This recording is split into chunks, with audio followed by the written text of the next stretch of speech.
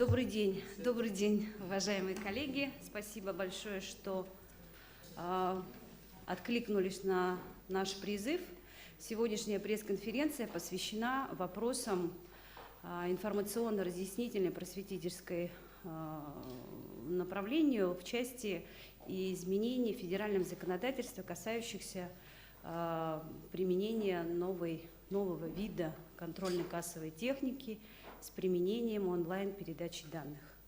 Как вы знаете, 54-й федеральный закон вступил в силу на территории всей Российской Федерации. Активно идет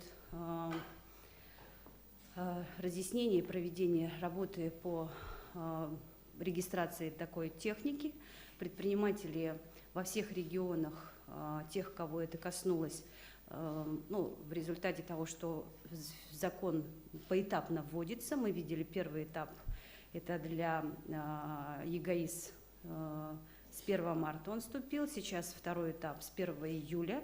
И, в общем-то, на протяжении 17-18 года, следующий этап будет в 2018 году, этот процесс мы будем просвещать, рассказывать, и активно помогать, поддерживать предпринимателей для того, чтобы этот процесс не затянулся и прошел максимально безболезненно. Поэтому понятно, что любое новшество в законодательстве сопряжено с определенными трудностями, в том числе информационного характера, технического характера, применения различных, так сказать, технологий. Поэтому мы посчитали своим долгом провести такую пресс-конференцию, постарались пригласить максимально всех, кто может компетентно осветить тонкости, так сказать, перехода на онлайн-кассы. Сегодня у нас на пресс-конференции присутствует министр связи и информационных технологий Борисов Александр Ильич, Наговицын Альберт Афанасьевич, начальник отдела оперативного контроля Межрайонной инспекции Федеральной налоговой службы номер 5 по Республике Саха-Якутия, Костерин Александр Владимирович, директор Якутского регионального отделения дальневосточного филиала компании «Мегафон». Мы специально пригласили эту компанию, потому что у нее тоже есть интересные ресурсы. Главный специалист Министерства инвестиционного развития Комков Кирилл Анатольевич. Да, прошу любить и жаловать. А также с нами присутствует заместитель начальника отдела работы налогоплательщиков управления Федеральной налоговой службы Захарова Лариса Юрьевна. Да. Кроме того, сегодня на пресс-конференции приглашены представители организаций, реализующих контрольно-кассовую технику. Это компания развития систем информационной безопасности. Компания «Лось». Подошли? Да, компания ЦТО, Центр технического обслуживания «Лось», Сергей Петрович Слепцов.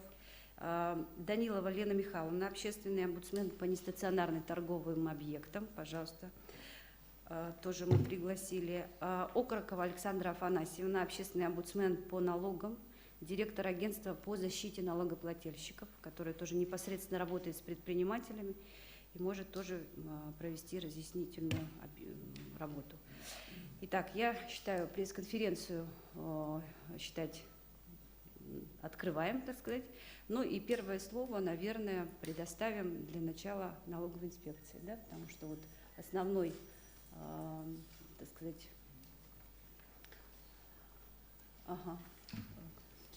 Добрый день. Информации, да, Наговицын Альберт Афанасьевич, пожалуйста.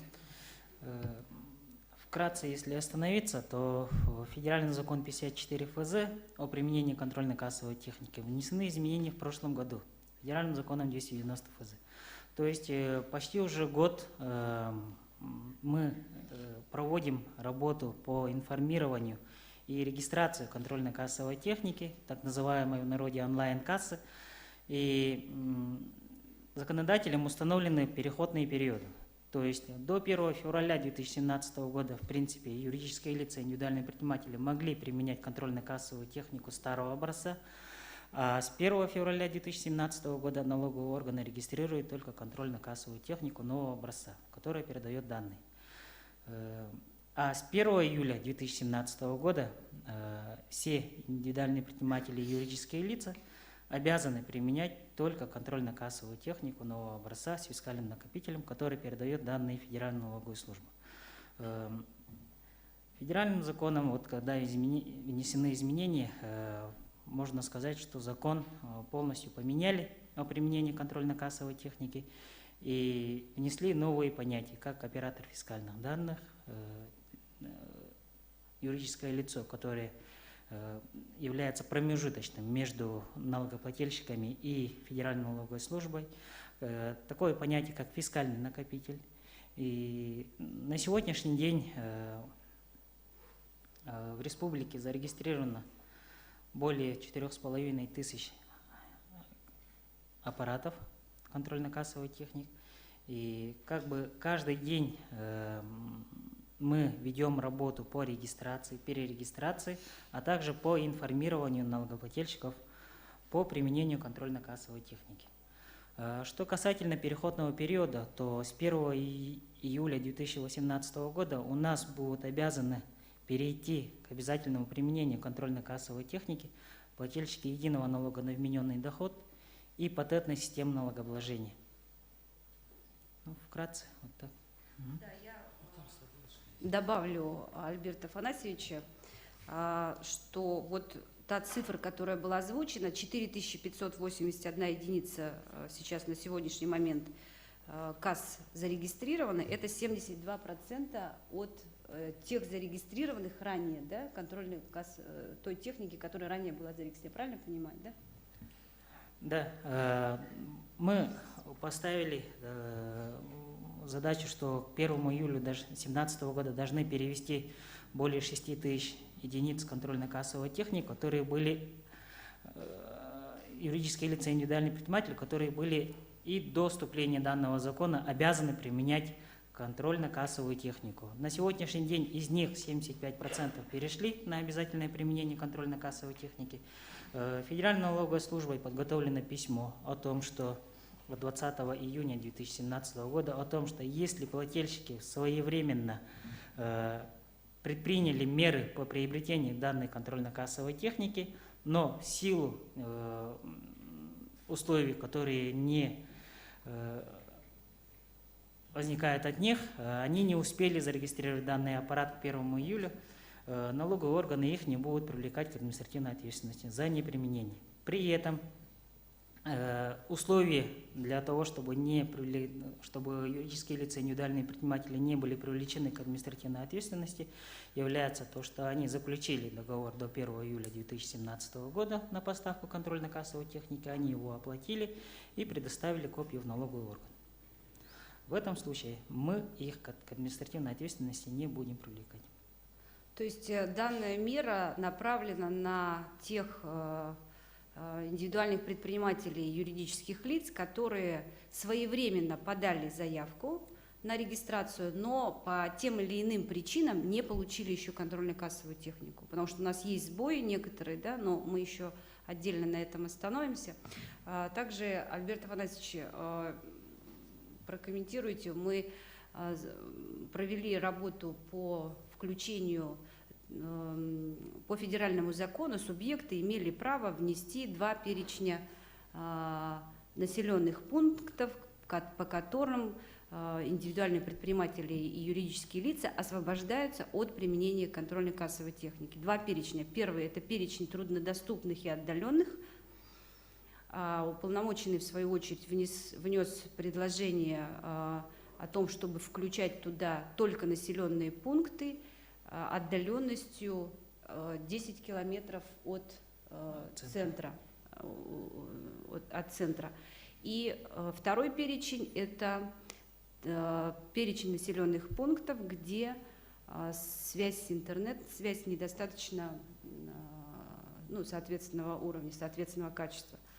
Вот эту часть, пожалуйста, прокомментируйте. Сколько у нас таких населенных пунктов по республике в целом получилось? Федеральным законом 54 ФЗ предусмотрено, что региональные законодательные собрания могут утвердить перечень отдаленных и труднодоступных местностей, в которых юридическим лицам и индивидуальным предпринимателям можно не применять контрольно-кассовую технику. А также второй перечень – это перечень отдаленных от сетей связи местностей, в которых юридические лица и индивидуальные предприниматели могут применять контрольно-кассовую технику без передачи данных в Федеральную налоговую службу. То есть в первый перечень отдаленных и труднодоступных местностей у нас в республике включены почти 90%. Это постановление правительства Республики Саха-Якутия номер 50 от 20 февраля 2017 года. В перечень отдаленных от сетей связи не включены города нашей республики. Например, если что касательно подойти к городу Якутску, который является самым большим по количеству контрольно-кассовой техники по всей республике, на территории города Якутска обязаны применять контрольно-кассовую технику с функцией передачи данных, а в пригородах можно применять, обязаны применять контрольно-кассовую технику, но можно не передавать данные через оператора фискальных данных в Федеральную налоговую службу. Это где-то закреплено в каком-то документе, да, по пригородам? По пригородам. Есть общероссийский классификатор муниципальных образований. В этом классификаторе указано, что в городском округе город Якутск всего 11 населенных пунктов, в том числе город Якутск и 10 пригородов. Вот эти 10 пригородов, такие как Табага, Старая Табага, Пригородная, Хатасы, Маган, Тулагина, Кильдянцы, Кангаласы и Жатай. Жатай — это отдельное городское образование. В этих местностях могут применять контрольно-кассовую технику без передачи данных. Без передачи данных, хорошо. И вот еще такой момент, значит, чтобы для понимания, да, я еще раз акцентирую, всего у нас тогда населенных пунктов 8 получилось, которые подпадают под новый порядок. Это город Алдан, Вилюйск, Ленск, Мирный, Удачный, поселок Айхал, город Нерингри и город Якутск, за исключением вот этих 10 пригородов, да, получается? Да. Хорошо. Ага. Теперь по поводу качества интернет-связи вот в этих 8 населенных пунктах, какие у нас есть возможности, какие ресурсы, и прошу, слово предоставляю Александру Ильичу Борисову, да, вот по 8 пунктам, что вот у вас какая информация имеется? Добрый день, уважаемые коллеги. Скорее всего, этот перечень, он утвержден в соответствии с численностью населения, там свыше 10 тысяч, как раз свыше 10 тысяч у нас есть то же самое населенные пункты, в которых сегодня работают системы, вернее стандарты мобильной связи 3G, 4G. Их достаточно много. Что касается этих 8 населенных пунктов, то вот город Якутск, Алдан, Вилюйск, Ленск, Мирный, Удачный, Айхал, Нерингри. Конечно, Якутск, Алдан, Ленск, Мирный, Нерингри, в этих населенных пунктах уже достаточно долго работает система мобильного интернета, качество на уровне 4G, 3G. Вот. Что касается Вилюйска, конечно, есть определенные ограничения по связи, там 3G. Большинство, конечно, работает, вернее, большей частью 3G в центре города. В Ленске, в Мирном, я уже говорил. Удачный Айхал, мы ожидаем подход оптоволоконной линии связи где-то осенью 2017 и к концу 2017 года.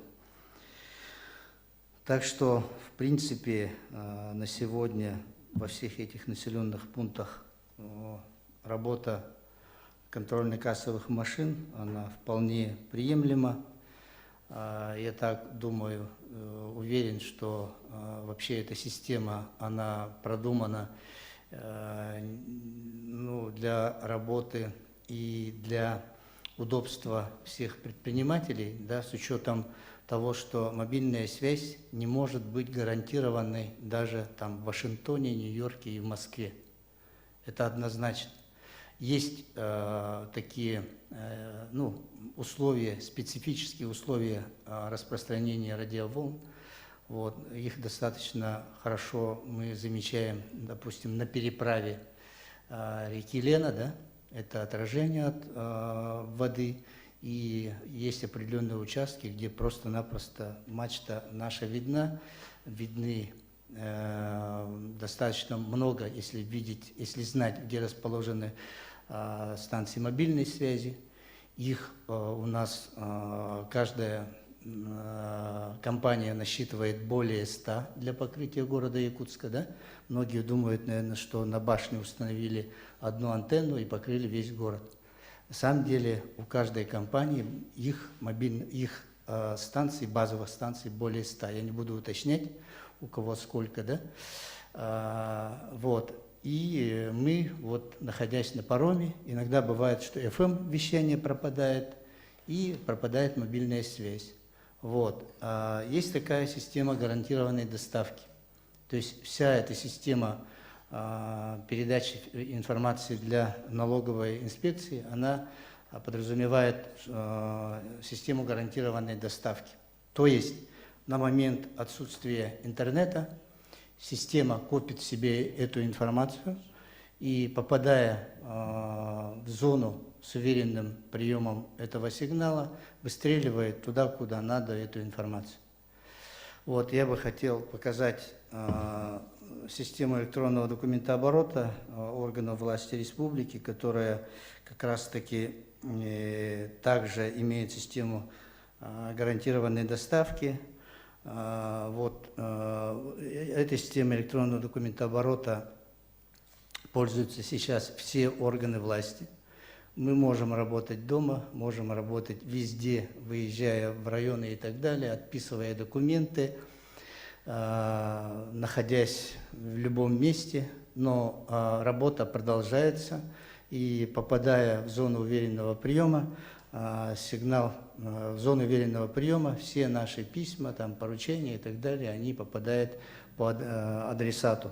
Вот как раз здесь есть письма на рассмотрение, на подпись и так далее, и ожидающие отправки. Вот в режиме ожидания отправки будет находиться та информация, которую в контрольно-кассовых машинах, да, и попадая вот в зону уверенного приема, они также будут попадать в систему ФНС. Ну, я бы, вот, воспользуясь случаем, чтобы хотел сказать, что если мы хотим создать порядок в любой сфере, нужно обращаться за помощью к информационным технологиям. За последние годы мы, вообще Министерство связи и наши компании, первое, это очень такая значимая работа, упорядочили очередь в детские сады. Мы создали единую электронную очередь в детские сады, и вот за обращением к этой электронной услугой за последнее время обратились 25 тысяч родителей на территории нашей республики. Это очень помогло при такой динамичной работе по обеспечению детскими садами детей от 3 до 7 лет. И сегодня мы, упорядочив эту очередь, мы обнаружили там, что некоторые родители там стоят в очереди в 3-4 местах, находятся в разных категориях очередей. У города Якутска их было, по-моему, около 5 разных очередей. Сегодня единая очередь в детские сады, электронная. И как бы никто не возмущается, все нормально. Никаких системных сбоев, человек может спокойно проверить свою очередь, опять же, электронным способом. Запись в 1 класс. Вы все помните, что в прошлом году, не вот этот вот 16-й год, да, запись в первый класс вот, предыдущий, как он проходил там с боями, с кострами, с ОМОНом, там, с охраной, с автобусами, с драками. А вот в феврале этого года мы начали электронную запись в первый класс. И как-то никто не заметил, что у нас вот этих вот скандалов нету, никаких боев там и так далее. Все спокойно записались. Конечно, в любом случае могут быть какие-то определенные ошибки, но это было без системных таких сбоев, проблем. И я вот считаю, что вот эта система сегодня, конечно, она, во-первых, упорядочит всю работу предпринимателей, она должна уменьшить поток такого наличного денежного оборота. Это однозначно борьба с черным налом и, как следствие, улучшение поступлений бюджета всех уровней. Спасибо. Спасибо, Александр Ильич. Я также хотела бы дать слово. У нас есть представитель, директор Якутского регионального отделения дальневосточного филиала компании «Мегафон», который тоже предоставляет свои ресурсы, очень интересные для бизнеса. Костелин Александру Владимировичу, пожалуйста, ваши. Да, еще раз всем добрый день. Собственно, уже очень много рассказано. Да. Еще раз всем добрый день. Уже достаточно много рассказали и о технологии, почему данные услуги сейчас фактически на законодательном уровне обязательны для внедрения всеми юридическими лицами, использующими в своей деятельности кассовые аппараты. Было сказано, как раз уже Александр Ильич проговорил, и, соответственно, Альберт Афанасьевич, о том, что данная услуга, она обязана предоставляться всего в 8 населенных пунктах республики. Да? Вот если посмотреть на технологические особенности того оборудования, которое представлено здесь, для устойчивой работы, для стабильной работы этому оборудованию достаточно интернета, причем любого мобильного, фиксированного, со скоростью всего лишь в 32 килобита в секунду. То есть это на самом деле означает, что гораздо большее количество населенных пунктов в республике вообще технологически готовы к тому, чтобы оказывать услуги с использованием накопителей фискальных данных. Да? То есть в любую сторону от Якутска двинься, что в сторону Намцев, что на Покровск, что в Заречье, на Чурапчу, и даже в сторону Вилюйска уже в Бердыгистяхе. В принципе, все операторы уже оказывают услуги со скоростями, которые абсолютно стабильно позволят работать новому оборудованию фискальных данных. Да? Вот. Но, тем не менее, законодательно услуги обязаны мы предоставлять в населенных пунктах с населением больше 10 тысяч человек. И фактически во всех населенных пунктах, которые попадают в эту категорию, в том числе и мобильный интернет, позволяет оказывать услуги по обработке фискальных данных вполне уверенно. Ну, собственно, почему мы решили от имени компании «Мегафон» представить на этой пресс-конференции свое решение? Потому что «Мегафон», пожалуй, первым из операторов, в том числе операторов фискальных данных, предложил законченное комплексное решение для бизнеса. То есть мы, кроме непосредственного доступа юридических лиц к обработке фискальных данных, к предоставлению электронных кассовых чеков, в итоге в налоговую инспекцию, также предоставляем законченное решение, то есть начиная от оборудования, которое клиент может поставить у себя на торговой точке, заканчивая системой мониторинга, системой аналитики товарооборота на основании тех фискальных данных, которые обрабатываются на этом оборудовании. Мы представляем свою M2M платформу, то есть платформу, которая позволит предпринимателю, допустим, с разрозненной сетью торговых точек, из одного окна управлять всеми своими кассовыми терминалами, то есть видеть, где находится кассовый терминал, остаток по лицевому счету на сим-карте, допустим, по которой обслуживается этот терминал. Соответственно, управлять точно так же товарооборотами, контролировать в каком режиме, в онлайн или в офлайн, передаются копии чеков в Федеральную налоговую службу.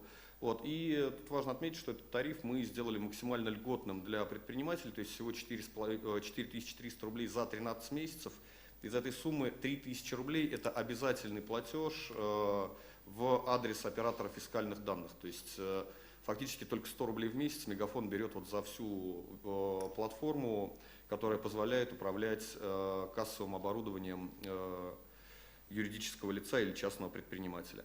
Вот. Ну и само собой, что эта платформа также позволяет соблюдать требования законодательства, отправлять чеки либо в формате электронной почты, либо, соответственно, в формате смс-сообщений, потому что точно так же в законе прописано, что теперь мы с вами не должны, имеем, вернее, право отказаться от получения бумажного чека на руки, да, мы можем попросить, чтобы нам этот чек отправили либо электронной почтой, либо, соответственно, в виде смс-сообщения. Соответственно, все эти чеки хранятся необозримо долго на серверах операторов фискальных данных, да, и, соответственно, любой пользователь, любой покупатель может этот чек в любой момент получить для предоставления либо в налоговую, либо в любую другую службу, да, то есть не нужно уже хранить копии квитанций об оплате, да, то есть избавляться можно от этих домашних гроссбухов с подборками чеков. Все это уже фактически государство хранит для своих граждан. Вот. Ну и дополнительный плюс, который мы предлагаем своим клиентам, это комплексный договор на обслуживание. Да, то есть фактически заключая один договор с Мегафоном, предприниматель или юридическое лицо получает законченную, как мы ее называем, коробочную услугу. Да, то есть фактически не нужно заключать отдельный договор с провайдером сети интернет, не нужно заключать отдельный договор с оператором фискальных данных. Мы в одной коробке отдаем клиенту законченный продукт, да, то есть, соответственно, в рамках одного договора клиент получает полную и техническую поддержку, и, соответственно, как я уже говорил, такую полноценную платформу для управления услугой. Вот. Ну и дополнительный плюс, на самом деле, и как бы налоговая служба федеральная позиционирует это как большой плюс, что теперь не нужно регистрировать контрольно-кассовую технику путем личного обращения в налоговую службу. Можно зарегистрировать фискальный регистратор на сайте ФНС. Да? Точно так же, само собой, мы предлагаем точно такую же услугу. Мы предлагаем электронное заключение договора, то есть не нужно никуда ходить, никуда ездить. Оставляется заявка в электронной форме, да, и, собственно, после этого наши уже сотрудники выходят на связь, заключают договор на обслуживание. Вот.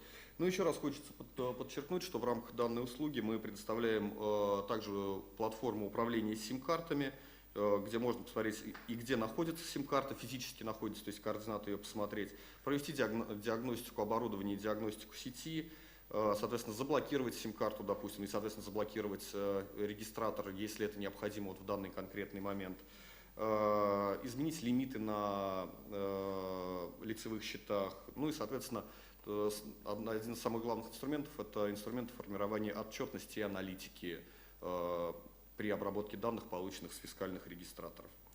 Вот это, наверное, основные такие особенности, которые мы предоставляем. Еще раз хочу подчеркнуть, что это именно пакетная услуга, которая фактически доступна, позволяет вести розничный бизнес с предоставлением уже электронных чеков фактически с момента заключения договора, то есть моментально.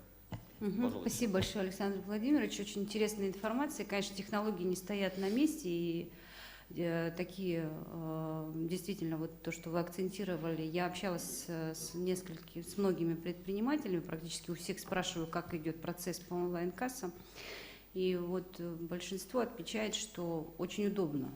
То есть удобно посмотреть, какой товар там, так сказать, в любой точке мира я могу заглянуть и смотреть, в какую минуту, в какую секунду, где у меня что пробивается, какой товар идет к той или иной точке. Это, в общем, такой существенный момент на самом деле. Да? Хорошо. Сейчас бы я хотела еще затронуть еще один аспект этого момента. Это снабжение, собственно, самой контрольно-кассовой техникой, всеми, так сказать, необходимым оборудованием. Да? Мы пригласили компанию «Лось» Сергея Петровича Слепцова и компанию авторизованный центр СКБ «Контур», да, Шарина Тамара Сергеевна. правильно? Генерального директора тоже, да, развитие системы информационной безопасности. Может быть, свои комментарии какие-то вы расскажете, как на сегодняшний момент идет вот снабжение контрольной кассовой техникой, есть ли сбои, как вот идет процесс поставок. Да, можно к микрофону подойти прямо посерединке, да. Угу. Ага, хорошо. Запись не будет слышно, да, пожалуйста, к микрофону лучше. Ага. Спасибо. Добрый день еще раз, уважаемые коллеги. Ну, после принятия этого закона 54 ФЗ и к нему поправок, хорошо, что как бы его не отменили, не приостановили действия, а как бы вот как был намечен план, так он и продолжается.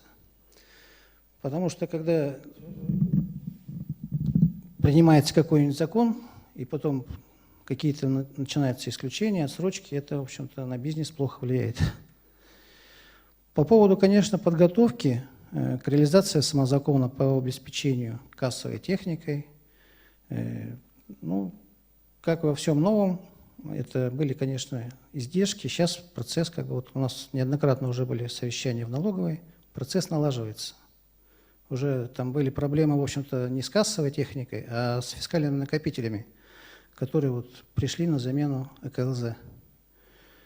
Поэтому сейчас процесс налаживается, и думаю, в принципе, ну, до осени как бы он это. Если раньше это мы как бы, ну, кассовую технику продавали под договора поставки, сейчас у нас, в принципе, аппарат есть в свободной реализации. Свободной реализации. Да. Примерный диапазон цен. Ну, так по понятно, что там свои, так сказать, нет, нюансы. по ценам могу сказать так, что, конечно, как бы по сравнению с кассами ПКЛЗ цены поднялись где-то в 1,5-2 раза. Средние цены где-то, ну, 25 тысяч, можно так сказать. В среднем 25 Да, тысяч. больше-меньше там. Больше это вообще там может доходить там чуть ли не до 100 тысяч. Ну, меньше. Хочу еще отметить такую тенденцию, в общем-то, что, конечно, вот с этим дефицитом вот этих фенов цены, в общем-то, ну, я считаю, что как бы завышены, но завышены они сейчас вот начнут падать уже, потому что вот как бы у поставщиков появляются уже, хотя многие там тоже пишут, что типа нам еще не поставили, но они все равно поставляют. Мы тоже ждем уже вот с марта месяца, нам еще вот сам поставщик, этот РИК, еще до сих пор не поставил. То есть есть некоторые колебания цен. Ну, есть колебания. Ну, связанные да, сейчас цены все равно будут... с одномоментным спросом, да? Да, Понятно. будут как бы, ну, так, выравниваться, в принципе, по рынку. Ну, а так, по поводу применения, конечно, вот новых онлайн-касс, ну, как бы, есть вопросы, но будем решать их как бы в процессе Хорошо. работы. Спасибо. Спасибо большое, Сергей Петрович. Фискальных накопителей достаточно? Тамара Сергеевна, что-то добавите, да? Несколько слов. Свои наблюдения, ваши замечания, может быть, что-то тоже в вашей работе вы видите. Ага. Добрый день. Ну, наше ООО «Развитие системы информационной безопасности» с 2008 года работает изначально по онлайн-технологиям. Это как авторизованный сервисный центр СКБ «Контур». Ну, это крупный разработчик федеральный. У них очень много разработок. У нас есть свои сервисные центры в Алдане, в Мирном, Нерюнгри, в Ленске, ну и другие помощники в других районах. Да? Поэтому, когда онлайн-кассы начали, ну, вот этот федеральный закон был уже принят, наши клиенты сами нас как бы подтолкнули к тому, чтобы мы продали тоже кассу. Мы этим не собирались заниматься, но пришлось. И в ноябре мы выбрали Dreamcast. Это современные кассы 21 века, как нам объяснили, да. И я лично прошла сама обучение, потом, значит, наши специалисты все онлайн прошли курсы и сдали экзамены. Только так Dreamcast работает со своими авторизованными сервисными центрами. И с 1 января, ну, в декабре даже у нас уже поступили заявки, мы начали продажу, и все хорошо идет. Поскольку это современная касса, она включаешь в сеть и начинает работать, продавать. Они сами удивляются, клиенты наши. Но первые, кто к нам пришел, конечно, это пиво и алкоголь. Те, которые наши были клиенты в прошлом году, они проходили Мы, помню, проводили тоже с налоговой службой семинары, они очень были взволнованы тем, что каждая бутылка будет как-то это в Москве, каким образом она будет проверяться, 2 раза чик там, да, вот, и какой интернет будет, все. В итоге, значит, год прошло, и все хорошо работает, они поняли. И те, которые вот поняли то, что учет хорошо идет, каждой вот этой, да, и интернет, в принципе, вот сделаны они такие, что минимально она, ну, как-то там зашифрована, она работает быстро, раз, там. Поэтому первые клиенты наши были вот именно как раз алкоголь и пиво, и ГАИ-система, и поняли то, что у них есть у нас контрмаркет, да, то есть загружается товарная накладная там, и автоматически она идет, грузится в кассу и продает. Поэтому они сейчас уже начинают, даже вот кто в деревне работает с этой пивом или алкоголем, да, они подключились, и они начинают уже покупать дополнительные кассы, которые будут продавать им сахар, молоко там и так далее, да, потому что они еще сейчас говорят, очень хороший учет, это для владельца и для товароведа очень нормально, да, и они следят за работой самого кассира. И кассиры тоже сейчас регистрируются, и кто больше работал, сколько денег принес, это же не на бумажке важно, будет, да. а там видно все. Поэтому понравилось, и уже и НВДшники уже хотят, потому что можно без фискального накопителя продавать, зато у вас будет этот учет. Понятно. Внутри вот этой Dreamcast есть учетная система. Конечно, у нас многие, мы работаем в основном с мелкими, там, да, поскольку у них нету 11, у них нету компьютера. У них была касса, которая там ЭКЛЗ стояла, чик-чик просто печатала, а сейчас у них там эта система. Вот маленькая, она, у кого вообще ничего нету, с 10, Windows 10, там встроенная система есть, да, она может работать для бизнес-вуменов, они даже сделали специально, чтобы маленькой сумочки с собой, продал, потом приехал, где есть интернет, подключился, и он уже все улетел быстренько, да, и из дома, там, из офиса они смотрят свой ОФД. Вот если чеки, которые, конечно, крупные продажу, если потеряли, то можно его найти там и распечатать, и там есть тоже отправить по почте или там распечатать на бумажке. Вот. И она не такая маленькая выходит, она половину А4. Вот побольше там, значит, есть вот последняя модель, вот эта кнопочная, да, она появилась, апробацию прошла, и в конце апреля только прошла регистрация в налоговой службе, как кассовый аппарат, да, она нужна для тех, которые вот, ну, привыкли кнопочку нажимать быстрее, да, не сенсором, поэтому она и появилась. И его у нас купили первые клиенты, это у нас этот Михаил Светлов, Демьян Бедный, и они сразу поплыли, быстро-быстро, вечером, там они до 10 вечера мы настроили, обучили, приехали мужчины, обучились, где что нажать, и все. И потому что отплывал этот самый теплоход, приехали обратно и сказали, все хорошо, нормально. Вот они дополнительно 5 покупают там. И вот Керги магазин тоже, да, сначала одну попробовали, потом все уже там 6-7 штук. И на выезд даже взяли, правда, ее тут нет, она такая презентабельная, белая, красивая. На выставке, ну как показывать-то, она везде и всюду работает, ну, вот. Так что понимание есть, и хорошо, что у нее есть учетная система. Вот. У СКБ Контура есть электронный бухгалтер вместо 1С, да? Сейчас кто с ней работает, многие уже его приобрели, работают, и она, вот эта вот касса, она будет интегрирована скоро совсем. То есть минимально еще лучше будет. То, что продал кассир, уже бухгалтер будет видеть у себя прямо в офисе. Прямо вот сейчас, вот до обеда столько-то было, там что-то заканчивается, продукты заканчиваются, тоже видно. Понятно. Спасибо большое. Тамара Сергеевна, вот еще маленький момент я хотела бы отметить, чтобы вы подчеркнули вот по поводу сервисных центров. Вот у нас 8 городов, которые вот в перечень входят, да, то есть те, которые применяют передачу, так сказать, в онлайн-режиме. Сервисные центры есть в этих 8 населенных пунктах, городах? Да, у нас есть сервисные центры, да? И есть, если их нету, то у нас есть помощники. Есть свои. помощники, которые могут помочь. Мы можем удаленно зайти. Вот эти кассы тем хороши тем, что можно отсюда удаленно зайти, ну как в любой компьютер, да? Как в любой компьютер. Да, у нее есть собственно. своя встроенная такая система, зайти удаленно к нему. И дистанционно там. Да, и помочь, подсказать, помочь, там, мышкой поработать. Да, Они видят, и таким образом мы обучение проводим. Хорошо, отлично. Спасибо большое. Спасибо большое. Пожалуйста, да, коллеги, вот теперь уже вопрос. Лена Михайловна, да, пожалуйста. Как к СКБ Контуру вопрос. Я слышала, что онлайн-кассы не имеют накопительной суммы. по выручке, да, что не очень удобно.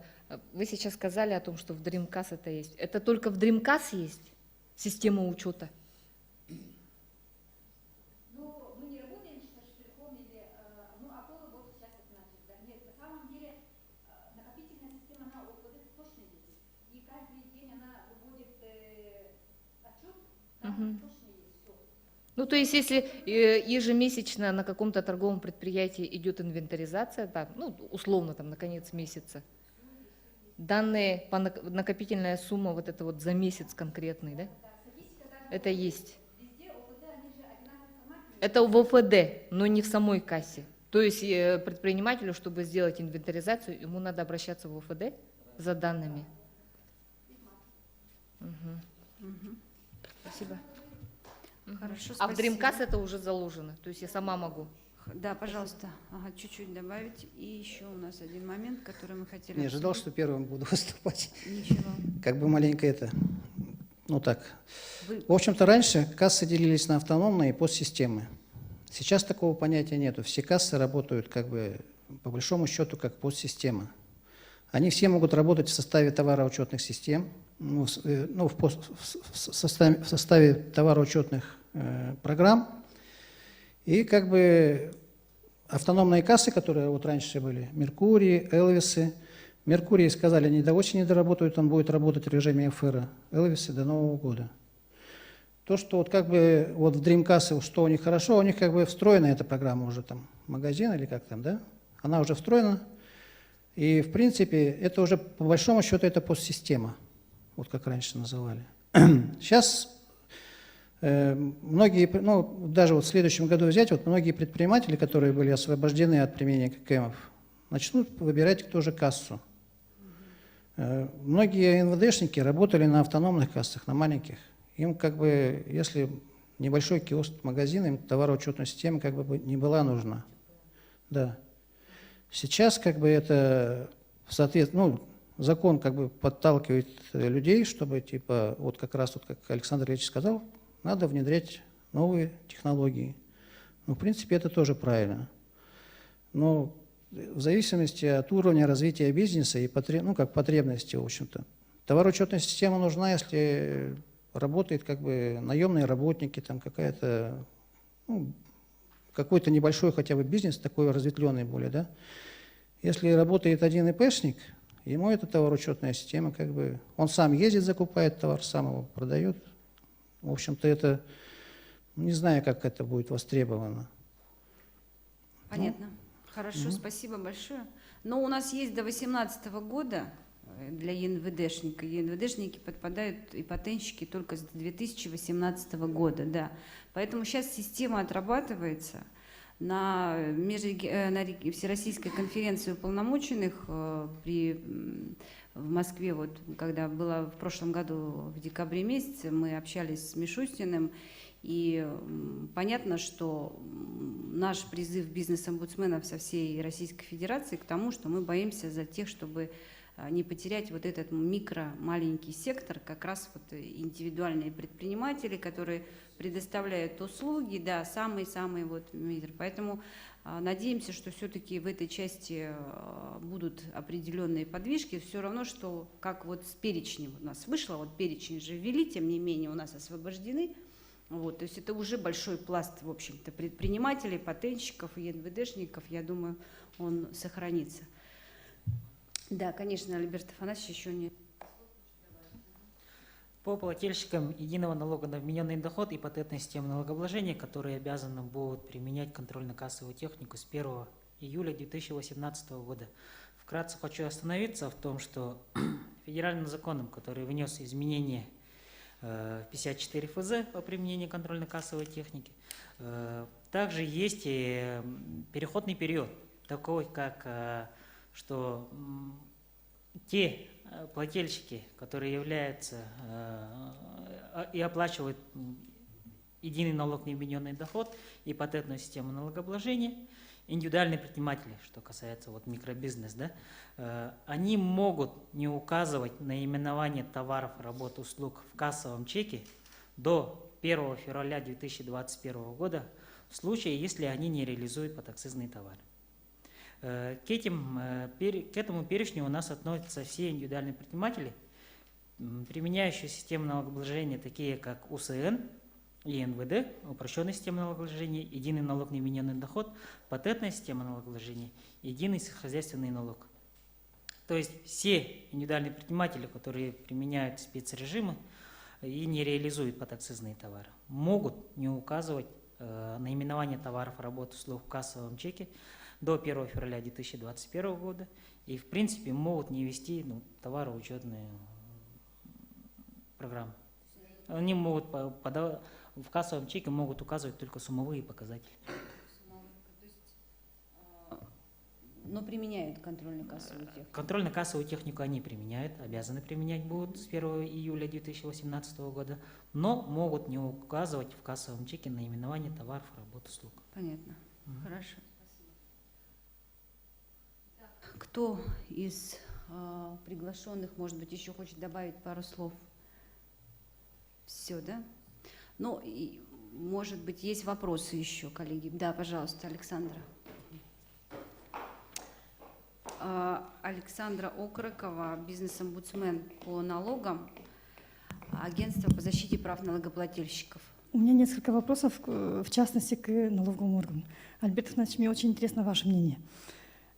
Есть предприниматели и организации, которые совмещают два режима – упрощенка и вмененка. Кассовые аппараты у нас сразу при установке мы выбираем режим налогообложения. Нельзя совмещать в одном кассовом аппарате два режима. Как быть тем, кто продает по упрощенке, по вмененке с одного кассового аппарата, хотим продавать в одном торговом зале. Один товар продается, допустим, какой-то компании, организации, это упрощенка, и этот же товар продается физическому лицу, это вмененка. Что делать? В новых аппаратах нету отделов, которые идут, раньше в контрольно-кассовых техниках ЦКЛЗ были отделы номер 1, номер 2, да? В новых аппаратах можно ввести систему налогообложения. То есть две системы налогообложения можно ввести. Нам все отвечают, что нет. В частности, Тензор нам отвечает, что нет, нельзя ввести. И вот в Керге устанавливали, я точно знаю, тоже сказали, вводим только один режим налогообложения. В законодательном уровне не предусмотрено, чтобы в одна контрольно-кассовая техника применялась только именно по одной системе налогообложения. Да, знаю. В принципе, в контрольно-кассовую технику при регистрации можно указать две системы налогообложения, такие как упрощенная система налогообложения и НВД, как у многих предпринимателей у нас в городе Якутске. Главное, чтобы у них была товароучетная программа, которая ведет и УСН, и НВД. То есть, если вы реализуете клиенту два товара, один из них по упрощенной системе налогообложения, второй по единому налогу на вмененный доход, кассовый аппарат, контрольно-кассовая техника, выдает два чека. Первый чек – это чек, в котором указано, что товар по упрощенной системе налогообложения, и второй чек, что это товар реализован, который облагается единым налогом на вмененный доход. Все зависит от товароучетной программы. А как быть, если один и тот же товар продается в двух разных режимах?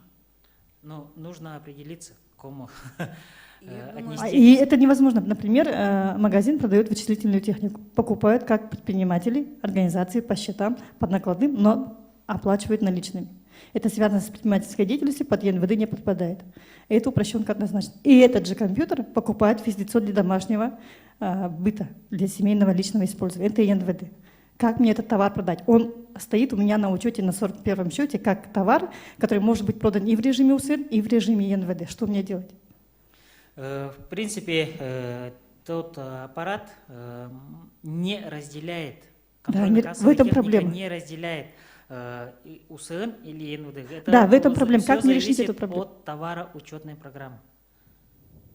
Давайте так, коллеги, такой вопрос интересный, в принципе, можно его Он проблемный, мы просто на практике столкнулись. Я поняла, да. Ну, такие будут вопросы возникать в процессе, да, можем проработать в отдельном режиме, во-первых, с Альбертом Афанасьевичем проговорить сейчас, да. Если эта проблема нерешаема здесь, на нашем уровне, то надо тогда уже, соответственно, обращаться в ФНС, мы оформим Да. и обратимся за разъяснением, потому что я так понимаю, что на сегодняшний момент ФНС все еще шлет письма разъясняющего характера, да, то есть практика только вот пошла, поэтому... Для меня самый простой выход — 2 кассовых аппарата на одном Да, месте. самый простой выход на самом деле. Но это деньги.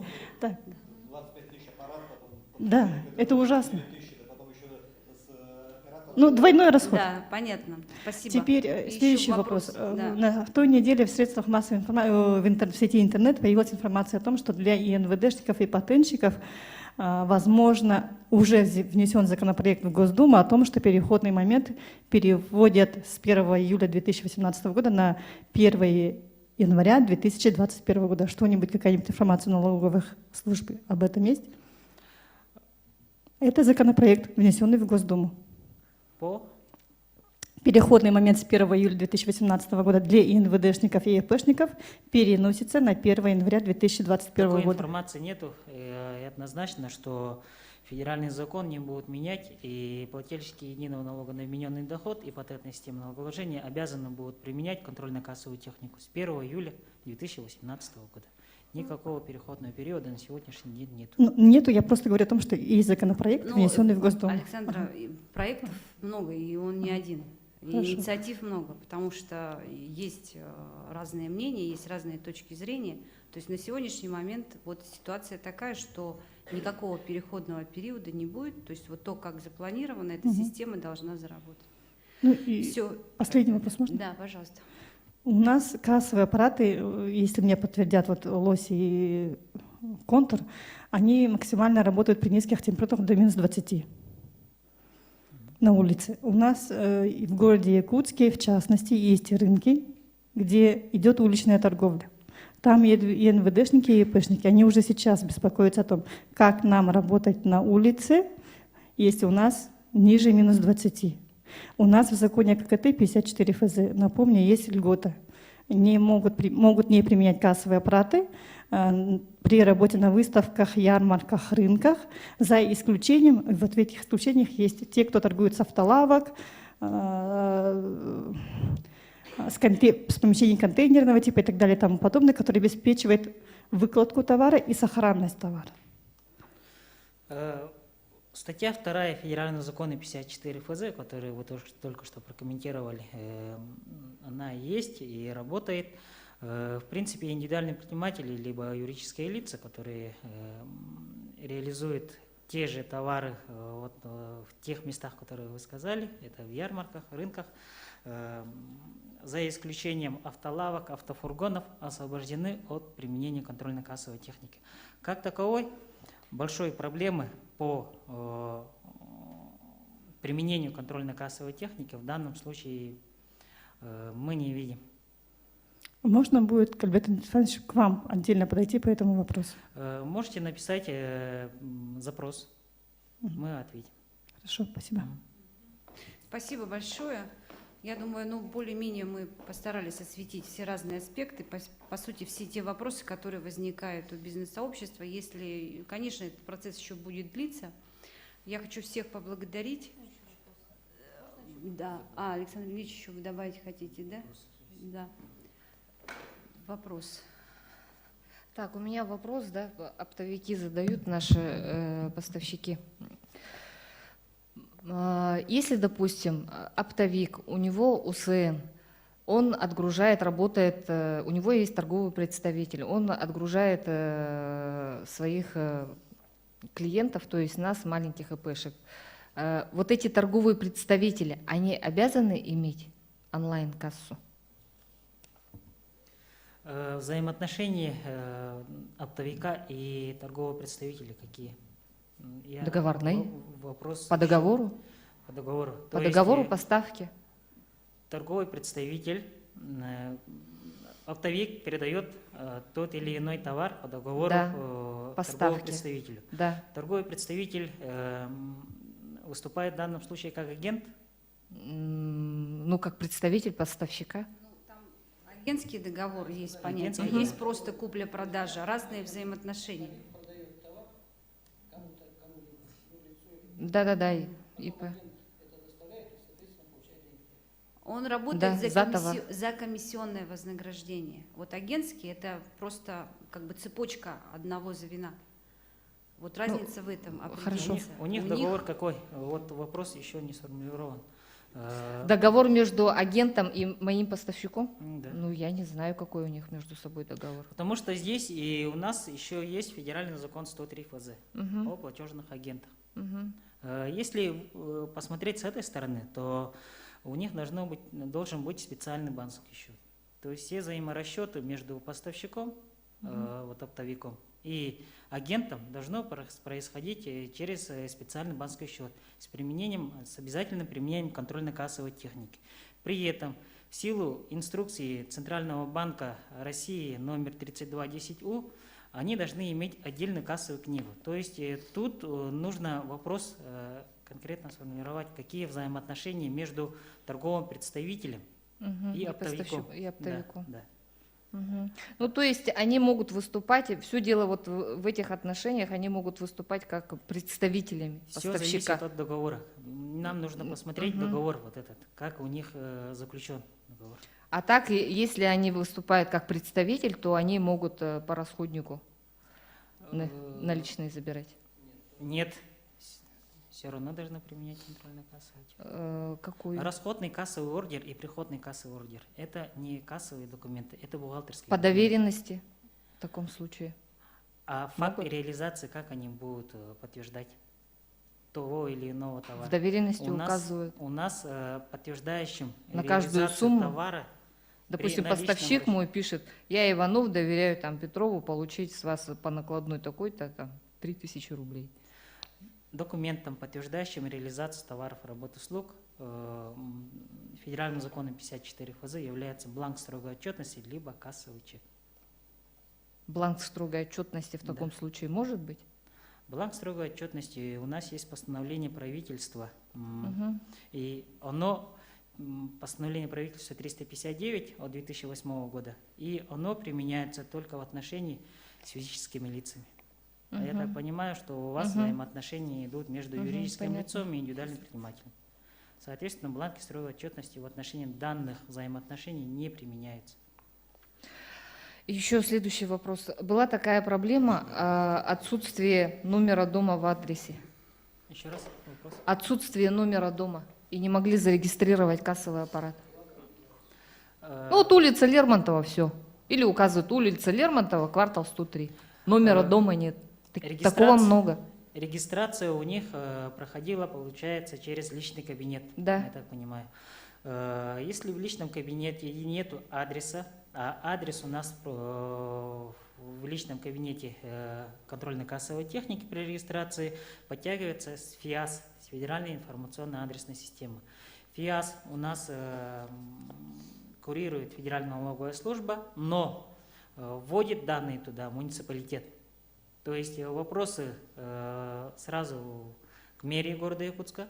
И, во-вторых, в личном кабинете контрольно-кассовой техники при регистрации есть возможность указания заявления, адреса заявления, адрес, который отсутствует в ФИАСе. Если вы увидите в программном обеспечении, что выдает ошибку при регистрации, данный адрес отсутствует в ФИАСе, в этом случае вы можете ввести данные через файл, XML файл.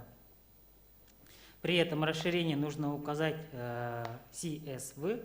В принципе, в личном кабинете памятка по введению такого адреса есть. Вот, представители Центра технического обслуживания подтвердят, что есть возможность такой регистрации. Именно того адреса, который отсутствует в личном кабинете ФИАСе, Федеральной информационной адресной системе. Коллеги, я... Ну и вот вас слушаю, мне уже страшно. А если человек вот затрудняется все это ввести самостоятельно, Елена он к кому-то Михайловна, может давайте обратиться? Вы просто сейчас отдельно проговорите, потому что такие нюансы, которые нужно... Для того, чтобы разъяснить предпринимателям, как... Мы понимаем, да, совершенно верно. Но тем не менее, смотрите, у нас просто время ограничено, поэтому мы не можем, безусловно, никаких проблем. Да, вы пообщаетесь нормально, да, проговорите, потому что там много разных нюансов, да. Итак, я думаю, что нам нужно завершать. Уже час времени прошел. Да? Коллеги, спасибо большое всем. Спасибо, что пришли, приняли участие. Да?